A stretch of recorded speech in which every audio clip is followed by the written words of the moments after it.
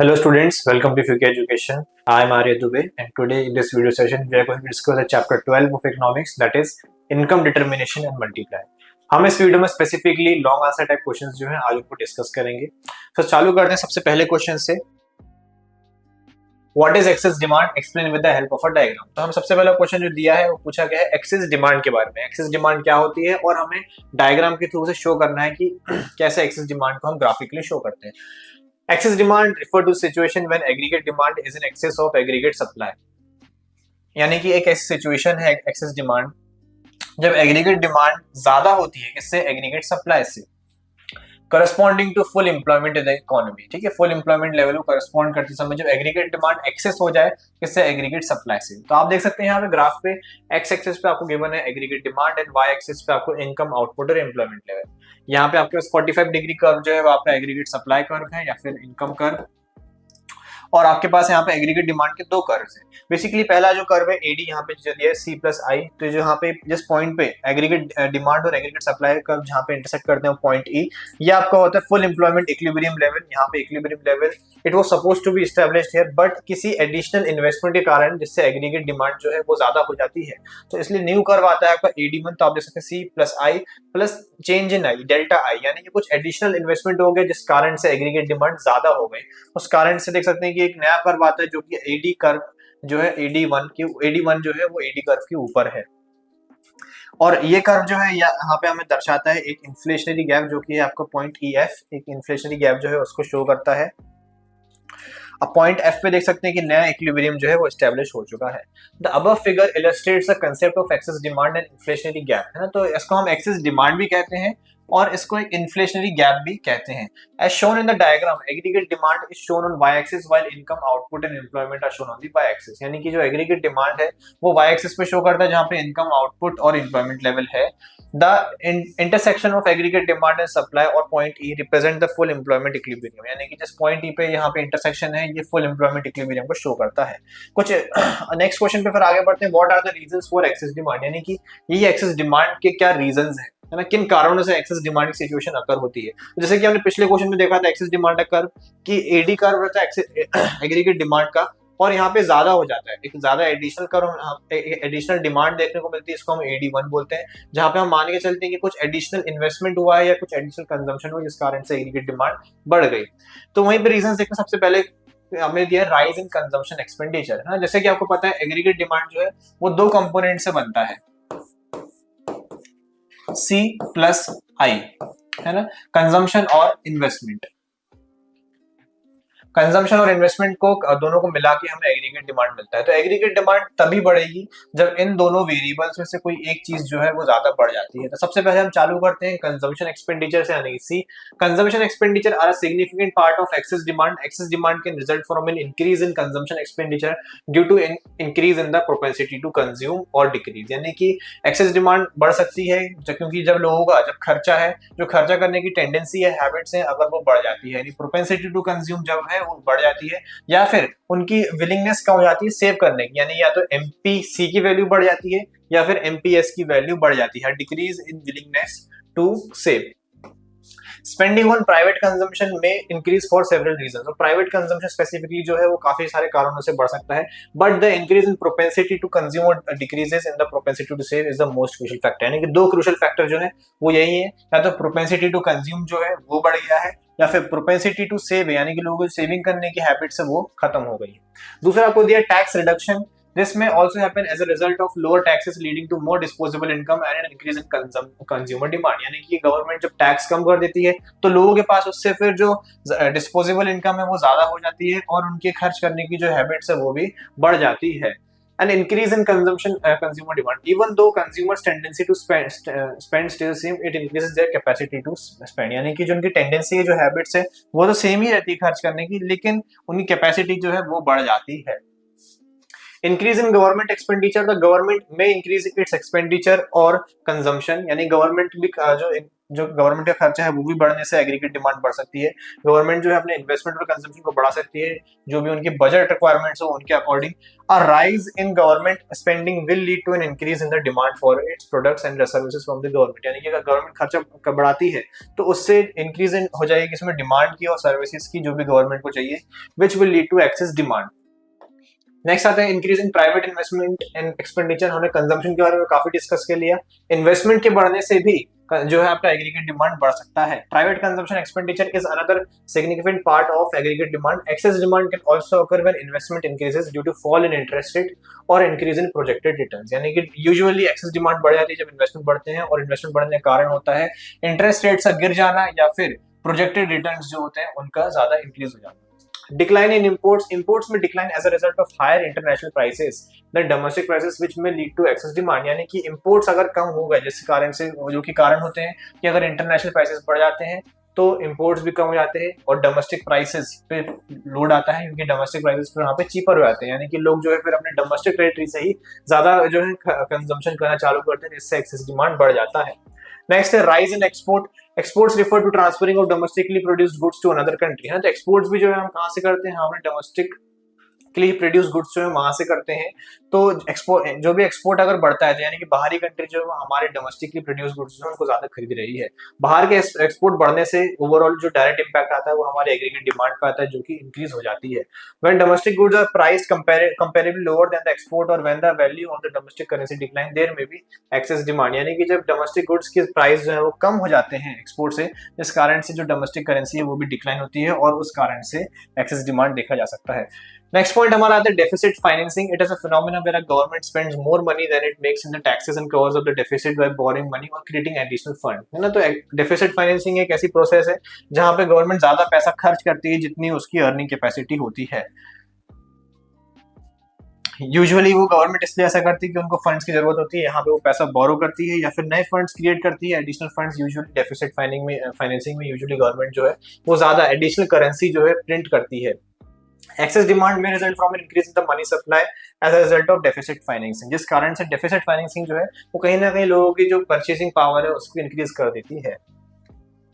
Next question पे आते हैं, discuss the impacts of excess demand on the economy. Excess demand की क्या क्या मेजर इंपैक्ट्स देखने को मिल सकते हैं इकोनॉमी में। मेजरली 3 इंपैक्ट्स होते हैं जो कि आपको पता होना चाहिए। Excess demand is undesirable because it does not result in increase in aggregate supply because the economy is already at full employment, है ना। तो एक्सेस डिमांड जो है वो अनडिजायरेबल होता है, यानी कोई नहीं चाहता कि एक्सेस डिमांड की सिचुएशन जो है वो क्रिएट हो, बिकॉज एग्रीगेट सप्लाई जो है वो ऑलरेडी फुल अपनी कैपेसिटी वो वर्क कर रही है। अगर एग्रीगेट डिमांड बढ़ता है तो उसका मतलब ये नहीं कि एग्रीगेट सप्लाई भी बढ़ जाए, बिकॉज इकोनॉमी जो है पहले से ही फुली एम्प्लॉयमेंट में वर्क कर रही है। The following impact on output, employment and general price level are caused by the excess demand. पहला है इंपैक्ट ऑन आउटपुट। आउटपुट पे क्या इंपैक्ट आएगा, आप खुद सोचें। जब एग्रीगेट डिमांड बढ़ चुकी है, एग्रीगेट डिमांड बढ़ गई, कि लोगों की जो डिमांड है वो इंक्रीज हो गई, कंजम्पशन बढ़ गया, इन्वेस्टमेंट बढ़ गया, तो उस लेवल पे आउटपुट पे क्या असर देखने को मिलता है। As the economy is already at full employment and there is no idle capacity, यानी कि इकोनॉमी जो है वो पहले से फुल एम्प्लॉयमेंट पे वर्क कर रही है और कोई आइडल कैपेसिटी नहीं है। यानी कि लोग और डिमांड कर रहे हैं, पर डिमांड कहाँ से फुलफिल करी जाए, बिकॉज लोग जो है पहले से सब जो इकोनॉमी जो है पहले से फुल कैपेसिटी पे वर्क कर रही है और कोई आइडल कैपेसिटी नहीं है, कोई आइडल रिसोर्स नहीं है, खाली कोई बैठा नहीं है, इसलिए एक्सेस डिमांड का कोई इफेक्ट नहीं आता है आउटपुट लेवल पे, नन आता है। फिर एम्प्लॉयमेंट पे देखा जाए इम्पैक्ट, तो as economy is currently functioning at full employment equilibrium and there is no involuntary unemployment, है ना। इकोनॉमी जो है पूरी तरह से फुल एम्प्लॉयमेंट वर्क कर रही है और कोई इनवॉलंटरी अनएम्प्लॉयमेंट नहीं है, इसलिए there will be no change in the level of employment, है। तो यहाँ पे भी कोई चेंज देखने को नहीं मिलता है, नो चेंज इधर और नो चेंज, नो इम्पैक्ट इधर। थर्ड है impact on general price level. In case of excess demand, aggregate demand exceeds the aggregate supply which result in an increase in the general price level of goods and services. यानी कि excess demand से क्या होगा, excess demand से aggregate demand काफी ज्यादा बढ़ जाएगी एग्रीगेट सप्लाई से, जिस कारण से सिर्फ और सिर्फ यहाँ पे चेंज देखने को मिलता है जनरल प्राइस लेवल में, कि महंगाई जो है वो बढ़ जाती है, यानी कि एक इन्फ्लेशन की सिचुएशन यहाँ पे क्रिएट हो जाती है एक्सेस डिमांड के अंदर।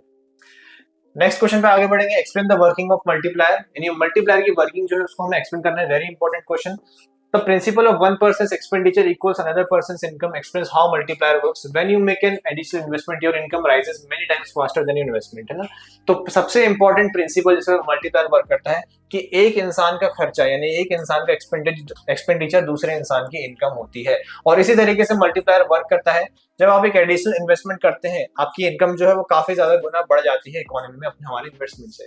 तो हम यहाँ पे एक एग्जांपल लेते हैं, हम मान के चलते हैं कि एमपीसी की वैल्यू कितनी है, 0.8 है। तो आप लोगों को मन में डाउट है कि एमपीसी की वैल्यू 0.8 होने का क्या मतलब होता है। इसका मतलब ये होता है कि कोई भी अगर इकोनॉमी में पैसा इन्वेस्ट कर रहा है, किसी की भी कोई पास एडिशनल इनकम आ रही है, तो उसका 80% वो पहले ही खर्च कर देते हैं। फॉर एग्जांपल आपके पास 100 रुपीज की एडिशनल इनकम आई, तो आपने उसमें से 80 रुपीज स्पेंड कर दिए तुरंत। तो आप देखें यहाँ पे चेंज इन, अगर मैं यहाँ पे निकालूं चेंज इन कंजम्पशन कितना होगा, मेरा चेंज इन कंजम्पशन 80 हो जाएगा और चेंज इन इनकम कितनी हो जाएगी, चेंज इन इनकम 100 हो जाएगा। तो इस तरीके से हम एमपीसी की वैल्यू यहाँ पे कैलकुलेट कर सकते हैं, एमपीसी इज इक्वल्स टू 80/100 और आप देखेंगे एमपीसी की वैल्यू कितनी आ गई, 0.8। इसका मतलब अगर सिंपल भाषा में कहूं तो 80% आप जो है एडिशनल इनकम खर्च कर रहे हैं। तो हम पहले राउंड 1 लेते हैं। पहले राउंड में एक इकोनॉमी में इन्वेस्टमेंट आता है 200 करोड़ रुपए का, वहां पे इंक्रीज इन इनकम भी हो जाएगी, चेंज इन वाई जो कि हो जाएगा आपका 200 करोड़। अब 200 करोड़ की इनकम आई, लोगों ने जो एमपीसी की वैल्यू है 0.8 यानी 80% इसका स्पेंड कर दिया, यानी 160 करोड़ जो है वो स्पेंड कर दिया और सेव कर लिया कितना, 40 करोड़ उन्होंने अपने पास सेव कर लिया। अब उन्होंने जो 160 करोड़ स्पेंड करा होगा, जैसे कि कहा कि 1 person expenditure equals another person income, तो ये 160 करोड़ जो भी खर्च करा है इकोनॉमी में, किसी ना किसी की इनकम आई होगी। तो आप राउंड 2 में देखेंगे एक और इंक्रीज इन इनकम मिलती है जो कि कितनी, 160 करोड़। 160 करोड़ स्पेंड करा, लोग क्या करेंगे 160 करोड़ की जो इनकम जब जनरेट मिलेगी उन्हें, तो उसमें से 128 करोड़ वापस से खर्च कर देंगे, बिकॉज 160 का आप निकालेंगे 80% जो कि आएगा 128 करोड़ और 32 करोड़ जो है वापस से सेव कर लेंगे। अगेन 128 करोड़ जिसने खर्च करा, किसी ने खर्च करा होगा, दूसरे की क्या होगी, वो इनकम होगी। यानी कि मैंने अगर ये पैसा खर्च करा, किसी को इंडिविजुअल से कुछ मैंने कुछ परचेस करा, उसको मैंने पैसे दिया, तो ये उसके लिए इनकम होगी, मेरे लिए खर्च है, लेकिन दूसरे के लिए तो क्या है, ये इनकम है। ऐसे ही फिर सिमिलरली डाउन 3 पे आपके 128 करोड़ फिर से एक एडिशनल इनकम आती है। आप देख सकते हैं यहाँ पे साइकिल जो है ये इट कीप्स ऑन रिपीटिंग, जब तक हमारे पास, अगर हम टोटल करें इन सबका 200 प्लस 160 प्लस 128, तो हमें जो इनकम मिलती है वो कितने की मिलती है, 1000 करोड़ की। यानी कि एक सिंगल 200 करोड़ की इन्वेस्टमेंट ने 1000 करोड़ का हमें जो है एडिशनल इनकम दिया है। ठीक है, तो अब यहाँ पे हम निकाल सकते हैं कि हमारी जो मल्टीप्लायर की वैल्यू है वो कितनी है। यानी कि आप देख सकते हैं कि मल्टीप्लायर की वैल्यू 200 करोड़ थी और 5 टाइम्स यहाँ बढ़ गई, 5 टाइम्स आपकी यहाँ पे वैल्यू आ गई।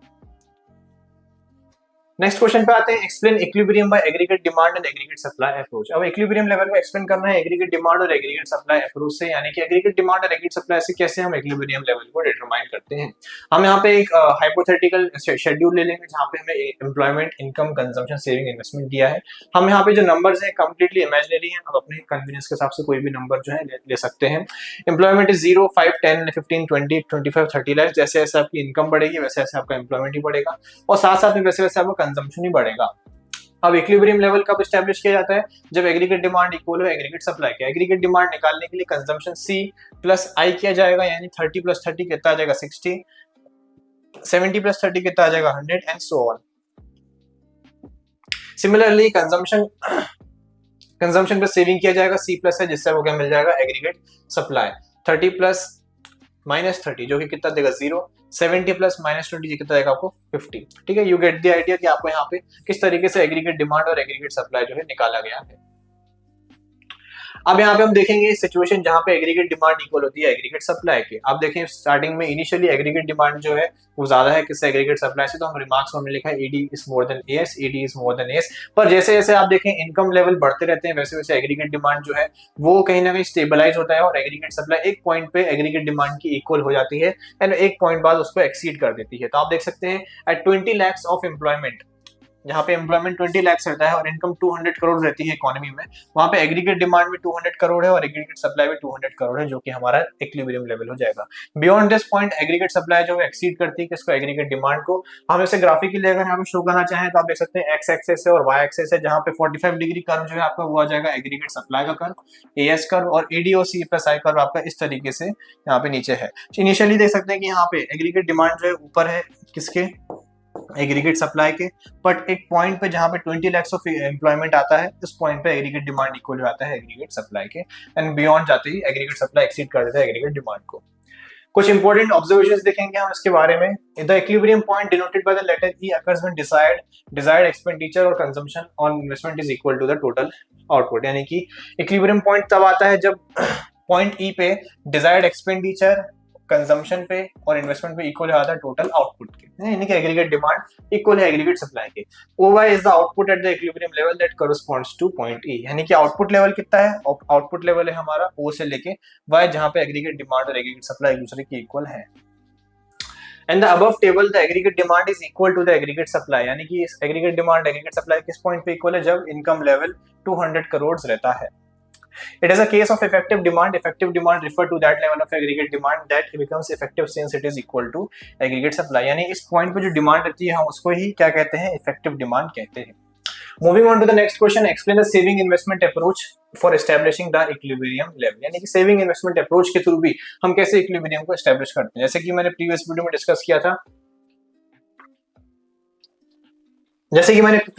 डिस्कस किया था कि सेविंग दो ही तरीके से हम इक्विलिब्रियम लेवल को एस्टेब्लिश कर सकते हैं, aggregate demand is equals to aggregate supply, और दूसरा हमारा होता है saving is equal to investment. यानी इन दो तरीके से हम इक्विलिब्रियम लेवल जो है उसको एस्टेब्लिश कर सकते हैं। वापस से हम देखेंगे, हमारे पास Y इनकम है, C कंजम्पशन है, S सेविंग है, I इन्वेस्टमेंट है।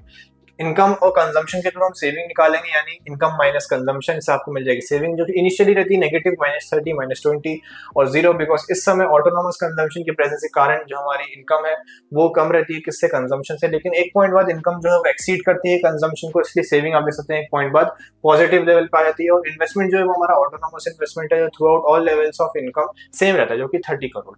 अभी आप देख सकते हैं यहाँ पे कि दो ग्राफ बने हुए हैं जिनको साइड बाय साइड हमने कॉन्ट्रास्ट में ड्रॉ करा गया है, एग्रीगेट डिमांड और एग्रीगेट सप्लाई अप्रोच और सेविंग इन्वेस्टमेंट अप्रोच में।